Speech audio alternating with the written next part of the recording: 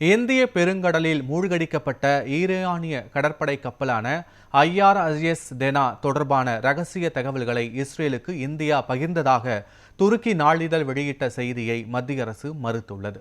இது தொடர்பாக மத்திய அரசு வெளியிட்டுள்ள விளக்கத்தில், இந்திய ராணுவ தளபதி உபேந்திர திவேதி இதுபோன்ற தகவலை ஒப்புக்கொண்டதாக பகிரப்படும் வீடியோக்கள் முற்றிலும் போலியானவை என தெரிவிக்கப்பட்டுள்ளது. ஈரானிய கப்பல் தொழில்நுட்ப கோளாறு காரணமாக உதவி கேட்கும்போது மனிதாபிமான அடிப்படையில் கொச்சி துறைமுகத்தில் தங்குவதற்கு இந்தியா அனுமதி அளித்ததையும் மத்திய அரசு சுட்டிக்காட்டியுள்ளது. இந்தியாவின் நற்பெயரை குலைக்க வேண்டும் என்ற நோக்கத்தில் சில வெளிநாட்டு ஊடகங்கள் திட்டமிட்டே இத்தகைய பொய் பிரச்சாரங்களை முன்னெடுத்து வருவதாக அரசு தரப்பில் தெரிவிக்கப்பட்டுள்ளது.